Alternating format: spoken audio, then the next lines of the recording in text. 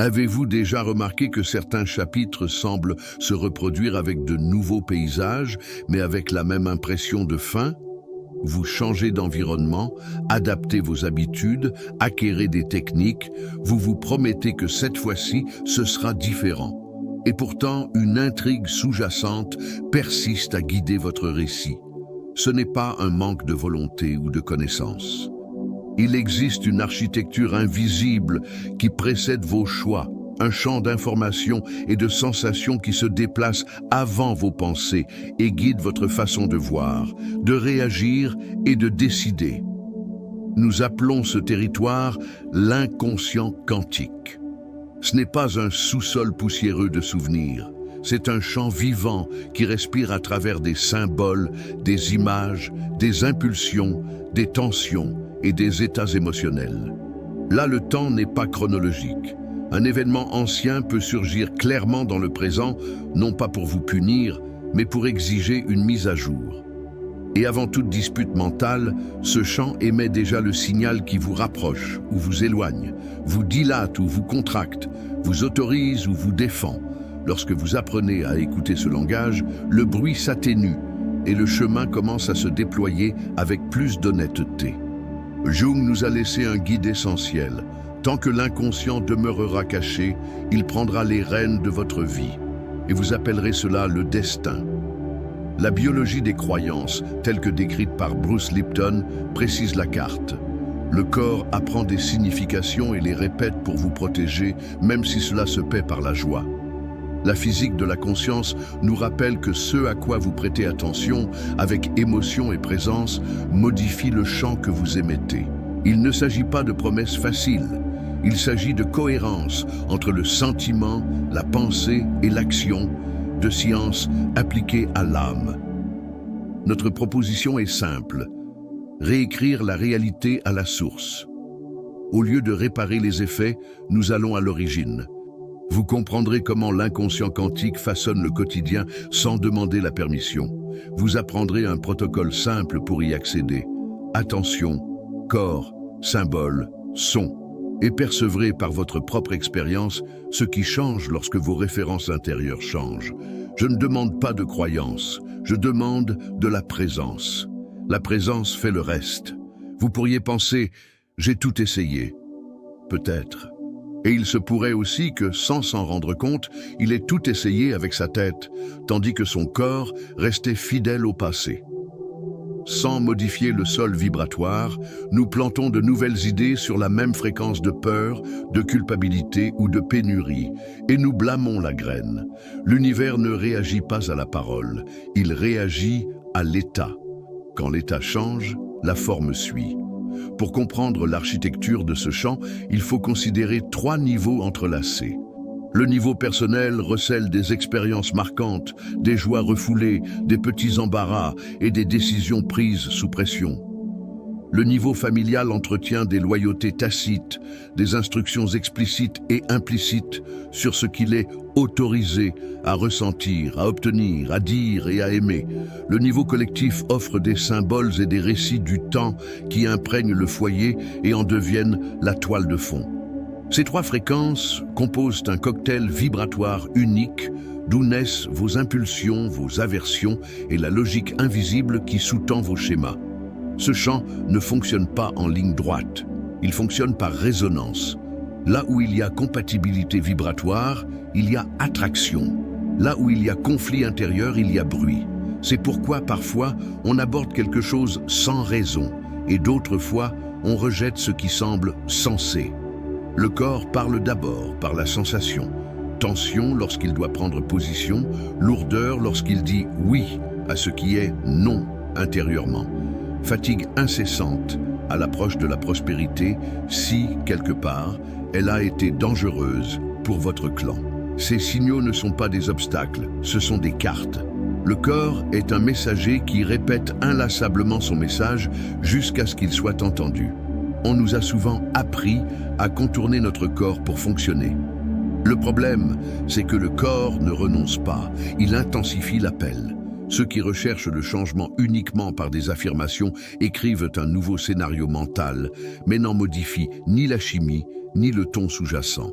Et l'inconscient ne distingue pas l'imagination de la réalité lorsqu'il y a émotion. C'est pourquoi les images vécues intérieurement transforment plus que les arguments. Un symbole exprimé dans le langage du corps perce les défenses sans violence. Utilisez une autre image pour illustrer cela. Imaginez votre vie visible comme une maison que vous organisez. Et imaginez, sous terre, un boîtier électrique qui alimente chaque pièce.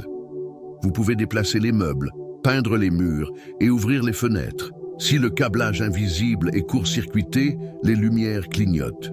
Descendre au sous-sol, avec attention, symboles et sons, revient à inspecter le boîtier électrique. Vous retirez les fils grillés, reconnectez les circuits et remplacez les pièces. De l'extérieur, tout peut sembler identique, mais les pièces cessent de clignoter et la luminosité reste la même. Passons au protocole d'accès. Il est simple et précis. Asseyez-vous fermement, les pieds bien au sol et la colonne vertébrale droite sans raideur. Fermez doucement les yeux. Prenez 3 respirations plus longues que d'habitude, en laissant l'expiration ralentir naturellement. Scannez votre corps, des pieds jusqu'au sommet de la tête, comme si vous allumiez des lumières, pièce par pièce. Là où il y a de la lourdeur, restez. Là où il y a de l'espace, reconnaissez-le. Nommez silencieusement les sensations sans les interpréter. Chaleur, froid, picotement, pulsation, pression, vide, tremblement. Choisissez une sensation qui exige une réflexion approfondie et demandez-vous, si elle avait une forme, quelle serait-elle? Laissez émerger la première image non censurée. Un rocher, une corde, un brouillard, une boîte, une porte, un lac. Observez la couleur, la texture, la température, la taille et la distance. N'essayez pas de saisir le sens exact. Le critère, c'est le corps. Si l'image est correcte, votre respiration s'adoucit d'1 millimètre, votre visage s'atténue, votre poitrine prend de l'air. Introduisez le son. Il s'organise sans explication. Vous pouvez utiliser une cloche, un cuenco, un léger bourdonnement ou votre propre voix dans un bas et continu, en ressentant la vibration dans votre sternum. Offrez le son à l'image pendant 30 à 60 secondes. Observez simplement si quelque chose change. La pierre se ramollit-elle? La corde se défait-elle? La porte s'entr'ouvre-t-elle? Le brouillard se dissipe-t-il? N'imposez pas de changement. Soyez témoin. 3 respirations. Ouvrez lentement les yeux. Enregistrez 2 ou 3 lignes ou un simple dessin de ce que vous avez vu et ressenti.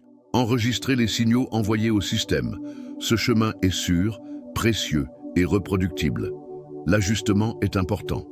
Si l'émotion est intense, ralentissez le rythme et multipliez les rencontres avec vous-même. Si elle est trop subtile, rendez l'image plus concrète ou rapprochez le son de votre corps. Si une résistance apparaît, considérez-la comme une information. Trop rapide, trop seul, trop profond. Réagissez par l'ajustement et non par l'abandon. Une constance tendre l'emporte sur une intensité sporadique. Pourquoi cela fonctionne-t-il? Parce que lorsque vous revisitez un enregistrement avec un corps régulé, l'ancienne association, parler, danger, recevoir, MAV, exclusion, apparaître, MAR, attaque, peut être reconsolidée. Les souvenirs sont réenregistrés lorsqu'ils sont revisités dans un état différent. L'attention ressentie modifie la fréquence de base. La fréquence de base modifie ce que vous magnétisez. En termes de pratique spirituelle, une intention cohérente combinée à une émotion exacerbée module son émission. En termes de corps, le système nerveux apprend qu'il n'a pas besoin de se défendre contre la vie pour exister. Vous pouvez ajouter une dimension scripturale par de courtes phrases à la première personne, lues lentement et entrecoupées de pauses pour laisser le corps réagir. Je m'autorise à m'épanouir tout en préservant mon appartenance. Ma voix occupe l'espace et est reçue avec respect. Je choisis des connexions où mon corps respire librement. S'il se contracte, ajustez les mots jusqu'à ce que votre poitrine s'ouvre légèrement. Si elle s'ouvre, enregistrez ce sentiment. Qu'est-ce qui change lorsque le point de référence change? Au début, rien de spectaculaire, mais on commence à reconnaître la place de l'effort. Il y a l'effort épuisant, une guerre contre soi-même, et l'effort nécessaire, la chaleur de donner naissance à quelque chose de nouveau. Le corps sait faire la différence. Le premier vous endurcit et vous éloigne de vous-même. Le second vous fatigue et vous nourrit. On réalise qu'il y a moins de moments où on y est presque et plus de voyages accomplis sans fanfare. Avec l'argent, les pactes invisibles avec la rareté deviennent visibles. La culpabilité de recevoir commence à perdre sa fonction. Vous exigez ce qui est juste avec sérénité et mettez fin aux accords qui ne reflètent plus votre vérité. La prospérité n'est plus synonyme d'abandon. Elle devient la continuation amoureuse de l'histoire. Les flux financiers redeviennent un langage d'échange et non une preuve d'amour. Dans l'affection, le corps qui confondait l'adrénaline avec l'amour apprend à valoriser ce qui le nourrit. Le respect, la présence et la prévisibilité ne semblent plus ennuyeux et deviennent les signes d'une vie épanouie. On dit oui avec tout son corps et non avec calme. Certaines relations deviennent plus harmonieuses, d'autres se défont. De nouvelles présences apparaissent naturellement. Avec un objectif, la mesure de la valeur passe des applaudissements extérieurs à la référence intérieure. Vous faites ce qui compte lorsque personne ne vous regarde, ce qui libère une créativité sans anxiété.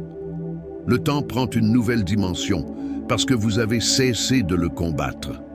Les synchronicités augmentent non pas par magie, mais parce que votre musique est devenue suffisamment claire pour être entendue.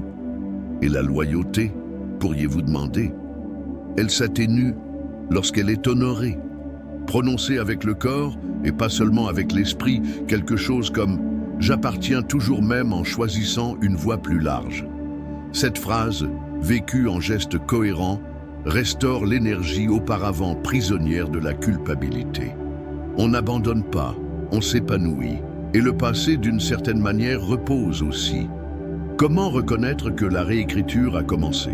Recherchez des indicateurs subtils, des respirations plus profondes en milieu de journée, moins de justification, plus de clarté, un sommeil plus profond, moins d'événements presque arrivés, des rencontres utiles qui arrivent au bon moment et surtout des moments de paix spontanée, une paix qui ne dépend pas des circonstances. C'est le signe d'un domaine qui a trouvé une nouvelle base de référence.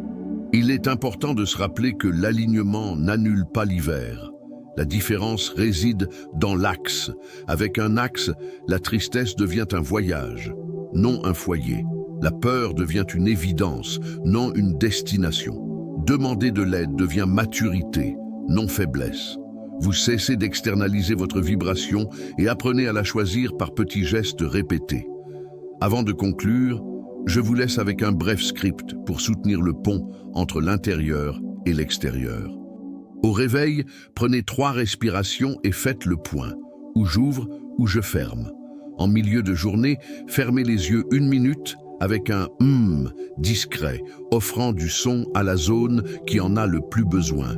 Le soir, revisitez un symbole qui vous a soulagé et lisez une ligne de votre script tranquillement, lentement, en attendant que votre corps réagisse. Ajustez votre intérieur pour qu'il raconte l'histoire que vous choisissez de vivre. Retirez les encres des chapitres clos, faites entrer des couleurs, des images, des textures et des sons qui rappellent à votre corps de respirer. Si le doute surgit, posez une question qui ouvre un espace et non un labyrinthe. Et si le malaise d'aujourd'hui était l'écho d'un appel ancien me demandant de revenir à ma place avec dignité et présence? Ne courez pas après une réponse. Attendez le geste du corps, un soupir, une chaleur, une brève image, un silence agréable. Un silence agréable est un terreau fertile. C'est en lui que l'âme trace la prochaine étape. Écrivez dans les commentaires l'image, le sentiment ou la phrase qui vous a marqué.